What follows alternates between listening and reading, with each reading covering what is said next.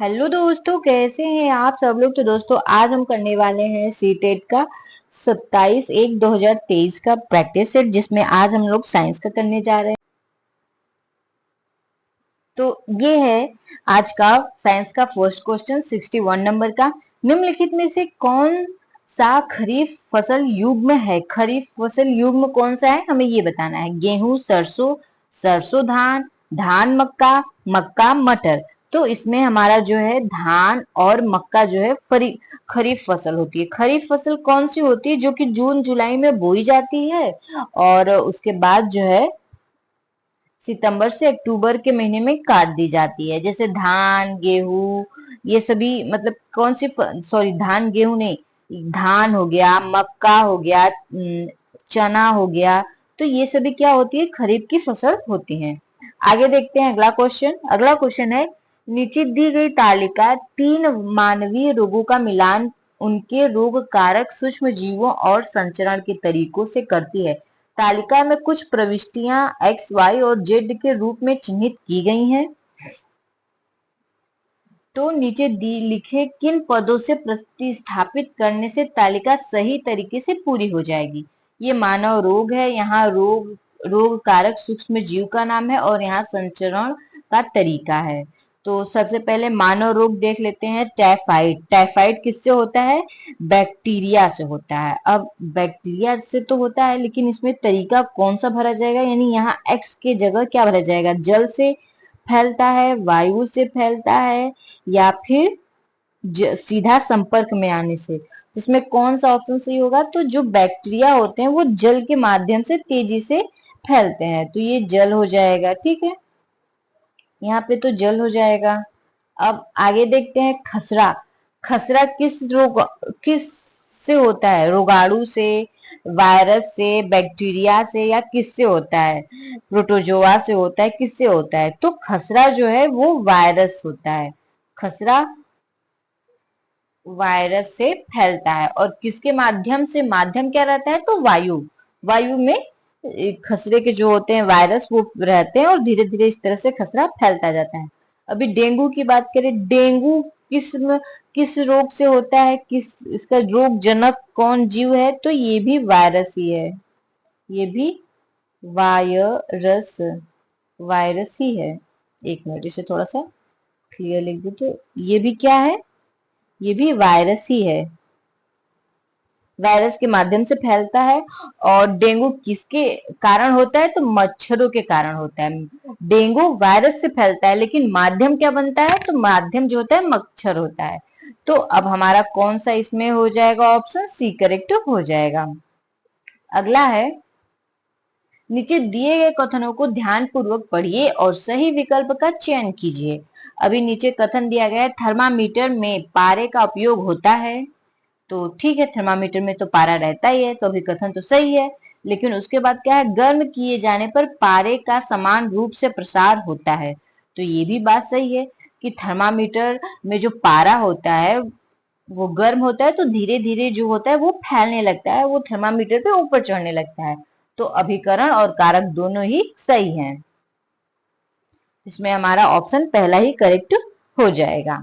आगे अगला क्वेश्चन है, नीचे दिए गए कथनों को पढ़िए और सभी प्रोटोजोआ एक कोशिकीय होते हैं। अच्छा, आगे है, सभी बैक्टीरिया एक कोशिकीय होते हैं। सभी मानव एक कोशिकीय होते हैं। तो मानव तो बहुकोशिकीय होते हैं, तो ऑप्शन तीसरा तो ऐसे ही गलत हो जाएगा। तो जहां पे भी तीसरा है वो ऑप्शन तो गलत ऐसे ही हो जाएगा। अब बच रहा है केवल दो।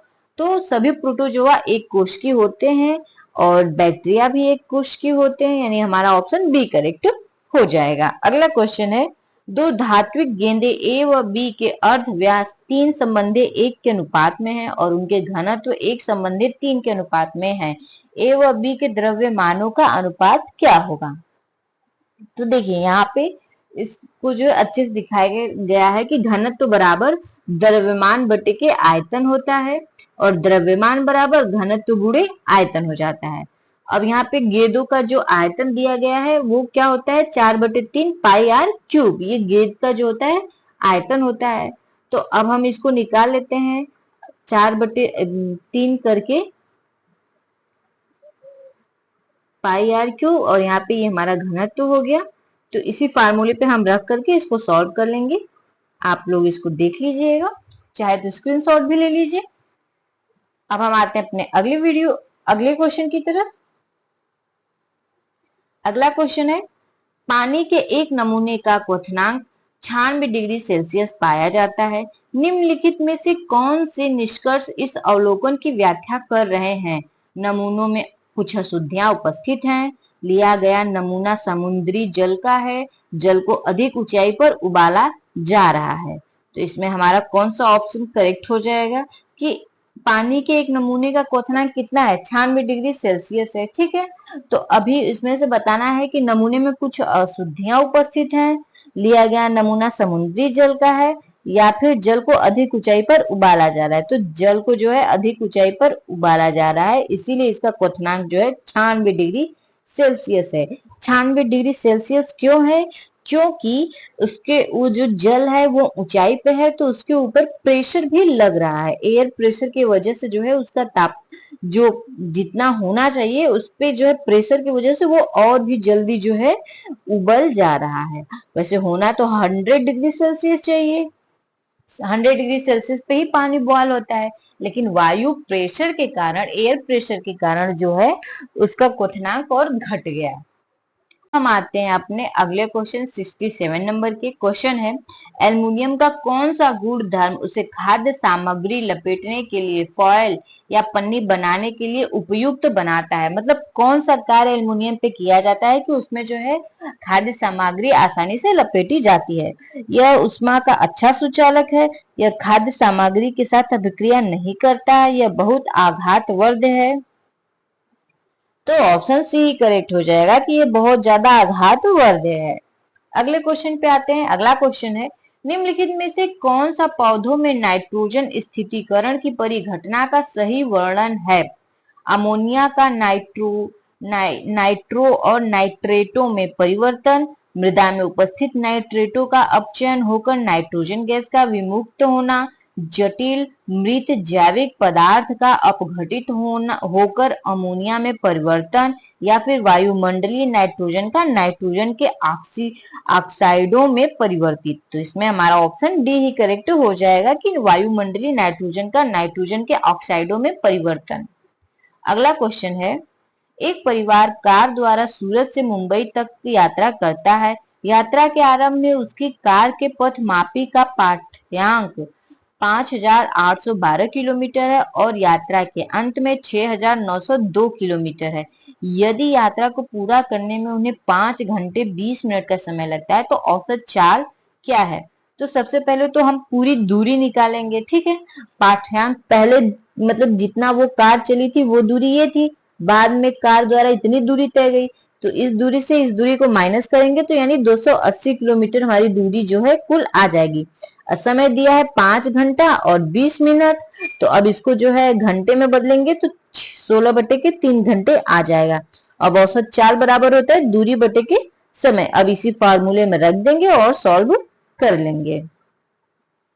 आते हैं अगले क्वेश्चन की तरफ, ये इसका आंसर है। अगला क्वेश्चन है, दूधिया मैग्नीशियम लेना अति अम्लता का एक प्रभावशाली उपचार है। इस प्रक्रिया में होने वाली रासायनिक अभिक्रिया उदाहरण है केवल द्विविस्थापन अभिक्रिया का, केवल एकल विस्थापन अभिक्रिया का, द्विविस्थापन और उदासीनीकरण अभिक्रिया दोनों का, न द्विविस्थापन और न ही उदासीनीकरण अभिक्रिया का।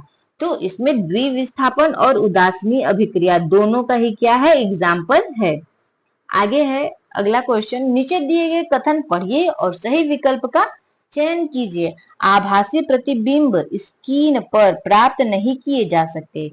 आभासी प्रतिबिंब उन बिंदुओं पर बनते हैं जहां से प्रकाश की किरणें अपसरित होती हुई प्रतीत होती हैं। कारण है अवसारी प्रतिबिंब सदैव सीधे होते हैं। तो इसमें अब हमें बताना है कि कौन सा ऑप्शन जो है करेक्ट। R1 और R2 दोनों सही है, लेकिन R1 A की सही व्याख्या है। इसमें हमें बताना है कि कौन सा करेक्ट होगा, तो यही ऑप्शन पहला ही हमारा करेक्ट हो जाएगा कि R1 जो है, मतलब जो कारण है पहला और जो दूसरा, ये दोनों कारण सही है, लेकिन ए की जो सही व्याख्या कर रहा है वो पहला ही कर रहा है। आते हैं अगले क्वेश्चन की तरफ। अगला क्वेश्चन है किसी सरल लोलक के आवर्त काल पर उसकी लंबाई दोगुनी कर देने पर क्या प्रभाव पड़ेगा। तो उसकी लंबाई दुगनी कर देने पे वो दुगुना हो जाएगा, 4 गुना हो जाएगा, 2 गुना हो जाएगा, आधा हो जाएगा, या फिर कोई प्रभाव नहीं पड़ेगा, तो वो 2 गुना हो जाएगा। कैसे? आवर्त काल क्या होता है? तो दोलन करता हुआ लोलक अपने आरंभिक बिंदु पर जितने समय बाद पुनः वापस आ जाता है उसका आवर्त काल कहलाता है। जैसे ये हमारा हो गया लोलक पेंडुलम। अभी ये यहां से हमने पकड़ा, इसको छोड़ दिया, यहां से यहां तक जितने टाइम लेकर के आ रहा है वही इसका क्या है? आवर्त काल होता है। तो अब आवर्त काल लोलक की लंबाई और गुरुत्वीय त्वरण पर निर्भर करता है। आवर्त काल टी बराबर होता है 2 पाई √L/g, जहां पे L इक्वल टू 4, 4 आवर्त काल लिया गया है। ठीक है, तो इसी तरह से हम इसको निकालेंगे तो यहाँ पे T बराबर 2T आ जाएगा। आगे अगला क्वेश्चन है निषेचन के पश्चात युग्म नज नर प्राणी में विकसित होगा यदि अंडे में एक वायु गुणसूत्र हो, शुक्राणु में एक वायु गुणसूत्र हो, शुक्राणु में एक एक्स गुणसूत्र हो, या फिर अंडे में 2 वायु गुणसूत्र में जो है हमारा, तो इसमें क्या होगा? तो इसमें जो है ऑप्शन बी करेक्ट हो जाएगा कि शुक्राणु में एक वायु गुणसूत्र हो तभी वो क्या होगा? नर युग्म पैदा होगा। जैसा कि मेल में क्या होता है? एक्स वाई होता है, फीमेल में एक्स एक्स होता है। तो जब फीमेल का एक्स और मेल का जो है वाई मिलते हैं तो एक्स और वाई तो नर बनते हैं, मतलब लड़का बनता है। ठीक है, जब मेल का एक्स और फीमेल का भी एक्स, दोनों एक्स एक्स मिलते हैं तब वहां पे लड़की बनती है। तो यहाँ पे हमसे पूछा है कि युग्मज नर प्राणी विकसित होने पर क्या होना चाहिए? तो शुक्राणु में से एक वाई होना चाहिए, और ये वाई किसके पास होता है? ये वाई जो होता है हमेशा मेल के पास होता है। ठीक है, अब आते हैं अगले क्वेश्चन की तरफ। अगला क्वेश्चन है हमारी मांसपेशियों में ऑक्सीय श्वसन के फल स्वरूप निम्नलिखित में से कौन सा उत्पाद बनता है? जल, एल्कोहल, ग्लूकोज या लैक्टिक अम्ल? तो कौन सा अम्ल बनता है? लैक्टिक अम्ल बनता है। ऑप्शन डी करेक्ट हो जाएगा। अगला क्वेश्चन है जंग लगने से लोहे की एक कील के भार पर क्या असर पड़ता है? भार बढ़ जाता है, भार घट जाता है, वह समान रहता है, परिस्थितियों के आधार पर घट या बढ़ सकता है। तो वो बढ़ जाता है। बढ़ क्यों जाता है? क्योंकि उसमें ऑक्सीजन से विक्रिया करता है तो उसमें नमी भी आ जाती है, तो इस कारण जो होता है वो उसका भार बढ़ जाता है। अगला क्वेश्चन है एक तत्व एक्स ऑक्सीजन के साथ अभिक्रिया करके एक ऑक्साइड बनाता है जिसका विलयन लाल लिटमस को नीला कर देता है। निम्नलिखित में से एक्स क्या हो सकता है? सल्फर, मैग्नीशियम, कार्बन या फिर नाइट्रोजन? तो अभी क्या यहाँ पे है कि जिसका विलयन लाल लिटमस को नीला कर देता है, तो लाल लिटमस को जो होता है मैग्नीशियम ही नीला करता है। तो हमारा ऑप्शन बी करेक्ट हो जाएगा। अगले क्वेश्चन की तरफ आते हैं। अगला क्वेश्चन है निम्नलिखित में से जीवों का वह युग्म पहचानिए जो द्विखंडन द्वारा प्रजनन करता है। हाइड्रा, कॉकरोच, ईस्ट या अमीबा? अमीबा, पैरामीशियम, हाइड्रा या फिर ईस्ट? तो इसमें अमीबा और पैरामीशियम जो है वे द्विखंडन करते हैं। द्विखंडन क्या होता है? द्विखंडन में क्या होता है कि वो अपने शरीर को जो होते हैं ना 2 भाग में बांट लेते हैं। जिसकी तरह अमीबा और पैरामीशियम के अगर 2 टुकड़े कर जाए तो वो 2 तरह के जीव बन जाते हैं। अब अगला क्वेश्चन है निम्नलिखित में से कौन से कथन सत्य हैं? अभी कथन देखते हैं। सभी भौतिक परिवर्तन प्रतिवर्ती होते हैं, सभी रासायनिक परिवर्तन अनुक्रमणीय होते हैं। इसमें हमें बताना है कि कौन सा ऑप्शन करेक्ट होगा। तो ऑप्शन पहला ही जो है करेक्ट हो जाएगा, क्योंकि सभी रासायनिक परिवर्तन जो होते हैं वो अनुक्रमणीय होते हैं। भौतिक परिवर्तन जो होते हैं वो प्रतिवर्ती नहीं होते। भौतिक परिवर्तन क्या होता है कि वह परिवर्तन जिसमें पदार्थ का रंग, उसकी ठोसता, उसका घनत्व आदि में परिवर्तन आ जाता है। ठीक है। और अब रासायनिक परिवर्तन की बात करें तो जब जैसे भौतिक परिवर्तन में क्या होता है कि उसको उसका रूप स्वरूप आकार भार सब बदल दिया जाता है, फिर उसको वापस उसी रूप में लाया जा सकता है। लेकिन रासायनिक परिवर्तन में क्या होता है, ऐसा नहीं होता है। कुछ भौतिक परिवर्तन ऐसे जो होते हैं जिनको वापस लाया जा सकता है और कुछ को नहीं लाया जा सकता है, लेकिन उनका जो रासायनिक गुण है वो सेम रहता है। जबकि रासायनिक परिवर्तन में उनका रासायनिक गुण ही जो है बदल जाता है। जैसे दूध से दही बन जाना या दूध से पनीर बनाना, तो पूरा उनका जो होता है रासायनिक गुण ही बदल जाता है। अगला क्वेश्चन है, किसी पिन छिद्र कैमरा द्वारा बना प्रतिबिंब वास्तविक होता है? इस तथ्य की निम्न में से प्रकाश के किस गुण धर्म द्वारा सर्वश्रेष्ठ व्याख्या होती है? प्रकाश एक सरल रेखा में गति करता है, एक माध्यम से दूसरे माध्यम में गति करने पर प्रकाश अपरिवर्तित होता है, प्रकाश बहुत से रंगों से मिलकर बनता है, या फिर प्रकाश ऊर्जा का एक स्वरूप होता है। तो प्रकाश एक सरल रेखा में गति करता है। आप किसी दत्ती पे जहां से लाइट सोर्स आ रहा है, आप किसी दत्ती में छेद करिए और एक अंधेरे कमरे में जहां से सूर्य की लाइट आ रही है वहां पे उसको ले जाइए, तो उस छेद से आप देखेंगे कि एक सीधी रेखा में जो है सूर्य की लाइट आती रहती है। अगर आप बीच में कुछ भी लगा देते हैं तो आगे लाइट नहीं आएगी। तो इससे यही तात्पर्य होता है कि लाइट जो है वो एक सरल रेखा, एक स्ट्रेट लाइन में फ्लो करती है, बहती है, चलती है। आगे है अगला क्वेश्चन, यदि किसी तार की लंबाई और उसका अनुप्रस्थ प्रतिच्छेदन दोगुना कर दिया जाए तो उसके विद्युत प्रतिरोध पर क्या प्रभाव पड़ेगा? प्रतिरोध 4 गुना बढ़ जाएगा, प्रतिरोध 4 गुना घट जाएगा, प्रतिरोध दुगुना हो जाएगा, या फिर प्रतिरोध अपरिवर्तित होगा? तो ऑप्शन डी करेक्ट हो जाएगा कि प्रतिरोध में जो है कोई परिवर्तन नहीं होगा। क्यों नहीं होगा? क्योंकि उन्होंने उसका अनुप्रस्थ परिच्छेद दुगुना कर दिया है। तो इससे उसको क्वेश्चन है, सुश्री उपासना छात्रों को यह समझाना चाहती है कि हवा हमारे चारों ओर है। निम्नलिखित में से कौन सी गतिविधि इस पाठ्य उद्देश्य के साथ सबसे अधिक जुड़ी हुई है? एक सुई का उपयोग करके हवा से भरे गुब्बारे की हवा निकालना, एक हवादार कमरे में माचिस की तीली जलाना, या फिर पिछले 3 महीनों में हमारे आसपास की हवा की गुणवत्ता का विश्लेषण करना, वाष्पीकरण और संघनन की व्याख्या करते हुए एक अनुक्रम लेखानुचित्र बनाना। तो इसमें हमारा ऑप्शन जो है पहला ही करेक्ट हो जाएगा, क्योंकि इसमें जो है सबसे अधिक जुड़ी हुई है। तो यही सुई के उपयोग से जो है गुब्बारे की आप हवा निकाल लेते हैं। ठीक है, ऑप्शन पहला ही करेक्ट हो जाएगा। आते हैं अगले क्वेश्चन की तरफ। अगला क्वेश्चन है, आपके छात्र अभी अभी कक्षा 8 में प्रवेश किए हैं। अगर एनसीईआरटी के अनुसार कक्षा 7 तक पढ़ाए गए सिद्धांतों में छात्रों ने लगभग निपुणता हासिल कर ली है, तो निम्नलिखित में से क्या है जो संभव रूप से वे वर्णन नहीं कर सकते हैं, कर पाएंगे? बिजली से चलने वाली घंटी की कार्य पद्धति, कंपास की सुई पर विद्युत धारा का प्रभाव, रासायनिक परिवर्तन प्रेरित करने में विद्युत धारा की भूमिका, फ्लक्स में उष्मारोधी की भूमिका, थर्मल फ्लक्स में। तो इसमें ऑप्शन सी हो जाएगा कि क्योंकि क्लास 7 के स्टैंडर्ड तक ये चीजें अभी नहीं समझाई गई रहती हैं कि रासायनिक परिवर्तन प्रेरित करने में विद्युत धारा की भूमिका क्या है।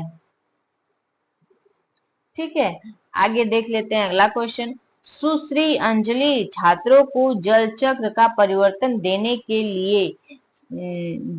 लिए चाहती है कि छात्र अपने घर पर एक क्रिया करें और फिर अवधारणा और क्रिया के संबंध को समझें। निम्नलिखित में से कौन सी क्रियाएं इस परियोजना के लिए सबसे उपयुक्त हैं? पहला है, पानी से भरे बर्तनों को कुछ घंटों के लिए धूप में रख दें और फिर उन पर गौर करें। उबले पानी से निकलती भाप को एक थाली पर बर्फ का टुकड़ा रखकर इकट्ठा करें। पानी को उबालना, ठंडा करने के बाद फिल्टर में उसे डालना, नियमित रूप से फिल्टर का पानी पीना और फिर पानी उबालना और फिर से फिल्टर भरना, या फिर सुबह नंगे पांव बगीचे में टहलना और उसको पांव से महसूस करना। तो इसमें हमारा ऑप्शन बी जो है करेक्ट हो जाएगा कि उबलते पानी से निकलती भाप को एक थाली पर बर्फ का टुकड़ा रखकर इकट्ठा कर लेना, यही जल चक्र का ये जो होता है एक परिचय, इसे हम कह सकते हैं। ठीक है, यहाँ पे अवधारणा और क्रिया, तो अवधारणा और क्रिया दोनों ही मिल जाएगी। अगला क्वेश्चन है, निम्नलिखित में से कौन से खुले सिरे वाले प्रश्न का सबसे अच्छा उदाहरण है? क्या आपको लगता है कि नीम के पेड़ की जड़ खाने योग्य होती है? अंकुरित बीज की विशेषता क्या होती है? फिर आगे है, एक ऐसे जीव का नाम बताइए जो मांसाहारी और सर्वाहारी दोनों हो। दिए गए खाद्य पदार्थों में कौन से जानवरों से प्राप्त हो दिए गए खाद्य पदार्थों में से कौन सा जानवरों से प्राप्त होता है? जिसमें हमारा जो है ऑप्शन बी करेक्ट हो जाएगा कि खुले प्रश्न वाले उत्तर कौन प्रश्न का अच्छा वर्णन कौन है, तो ऑप्शन बी हो जाएगी कि अंकुरित बीज की विशेषताएं क्या होती है। क्योंकि ओपन खुला हुआ जो क्वेश्चन होता है, ओपन एंडेड क्वेश्चन, उसमें क्या होता है, उसमें जो होता है ना कि बच्चा अपने मन से अपने तर्क से उत्तर दे, उसका कोई एक फिक्स आंसर नहीं होता है, बच्चा अपनी सूझबूझ से उसमें आंसर दे। तो यही सबसे ओपन क्वेश्चन का। अगला क्वेश्चन है, घूर्ण गति की अवधारणा का परिचय देने के लिए निम्नलिखित में से कौन से सबसे उपयुक्त निर्देशात्मक हैं? अब इसमें हमको बताना है, पंखे के ब्लेड हैं, दरवाजे का खूट, रस्सी चरखी प्रणाली है, खिलौना गाड़ी है। इनमें कौन सा ऑप्शन करेक्ट हो जाएगा? इसमें जो है हमारा ऑप्शन ए ही करेक्ट हो जाएगा। अब आते हैं अगले क्वेश्चन की तरफ। अगला क्वेश्चन है, निम्नलिखित में से कौन सा विषय सिमुलेशन सॉफ्टवेयर से सबसे अच्छी तरह सिखाया जा सकता है? बोर्ड पर रखी विभिन्न गोटियों पर कैरम स्ट्राइकर के बल का प्रभाव, नायलॉन की रस्सी को दो विपरीत दिशाओं में असमान बल के प्रयोग से खींचने का प्रभाव, अवशोषित गुब्बारे तथा अवशीत रिफिल को आपस में रगड़ने का, किसी पात्र के तल पर दाब परिवर्तन जब पानी की मात्रा उसमें बदल जाती है। तो हमारा ऑप्शन जो है पहला ही करेक्ट हो जाएगा, बोर्ड पर रखे विभिन्न गोटियों पर कैरम स्ट्राइकर के बल का प्रभाव। अगला क्वेश्चन है, हुक वह गतिविधि होती है जो विद्यार्थियों के वर्तमान ज्ञान का उपयोग करती है और रुचि पैदा करती है।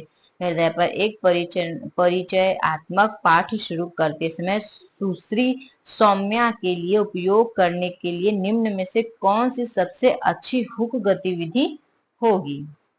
अब हमें बतानी है कौन सी गतिविधि अच्छी होगी। पहली है, छात्रों से आरेख को देखते हुए हृदय का विस्तार से चित्र बनाने के लिए कहें और बचपन में उनके द्वारा बनाए गए साधारण हृदय आरेख के साथ इनकी तुलना करें। छात्रों से पूछे कि वे पहले हृदय बनाने जानने में अधिक रुचि लें या पहले गुर्दे के बारे में जानना चाहेंगे। मार्टिनर पर हृदय गति के साथ एक चलचित्र दिखाएं और पूछे कि एक सीधी रेखा क्या दिखाती है। छात्रों को मत देने के लिए कहें कि दिए गए चार अंगों में से कौन सा सबसे अधिक महत्वपूर्ण है और कुछ छात्रों से यह समझने के लिए कहें कि ऐसा क्यों है। इसमें ऑप्शन जो है डी ही करेक्ट हो जाएगा। अगला क्वेश्चन है, श्री रेनिल ने अपने छात्रों से एरोबिक और एनोरोबिक श्वसन विषय पर शोध करने और संक्षिप्त लेख तैयार करने के लिए कहा। यदि अपने पाठ में कहीं वह इन जमा किए गए असाइनमेंट को सीखते हुए मूल्यांकन के रूप में उपयोग करना चाहती है तो उनके लिए पूछने के लिए सबसे प्रासंगिक प्रश्न क्या होगा? तो आपने कैसे निर्णय लिया कि वायवीय और अवायवीय श्वसन किन पहलुओं को आप अपने लेख में सम्मिलित करेंगे? वायवीय और अवायवीय श्वसन के बारे में अपने ज्ञान को बढ़ाने के लिए आप शोध के किन अन्य स्रोतों का उपयोग कर सकते हैं, या फिर ऑक्सीजन की उपस्थिति या कमी विभिन्न जीवों में श्वसन की परिघटना को कैसे प्रभावित करती है? आप क्यों सोचते हैं कि वायवीय या अवायवीय श्वसन दोनों प्रकृति में महत्वपूर्ण है? तो इसमें सही ऑप्शन जो हो जाएगा ज्यादा करेक्ट, ऑप्शन पहला हो जाएगा, क्योंकि ये ज्यादा सबसे सुटेबल है। अगला क्वेश्चन है, छात्रों में दहन को प्रभावित करने वाले कारकों की अवधारणा समझ का आकलन करने के लिए निम्नलिखित में से कौन सा वास्तविक कार्य का सर्वश्रेष्ठ उदाहरण होगा? एक अलार्म प्रणाली तैयार करें जो कि किसी पदार्थ के प्रज्वलन तापमान तक गर्म होने से पहले बचने लगे। समझाएं कि पानी और वायु किस प्रकार दहन को प्रभावित करती है। अपने आसपास प्रकृति में मौजूद उन पदार्थों की सूची बनाएं जो ज्वलनशील हैं आसानी से उपलब्ध चीजों का प्रयोग करके अग्निशामक यंत्र तैयार करें। तो ऑप्शन डी करेक्ट हो जाएगा। तो आज की वीडियो में इतना ही दोस्तों, हम आपसे मिलेंगे अपने नेक्स्ट वीडियो में नेक्स्ट टॉपिक के साथ। तो अगर वीडियो अच्छी लगी हो तो लाइक करिएगा, चैनल को सब्सक्राइब करिए, शेयर करिए और कमेंट भी करिए दोस्तों। Thank you.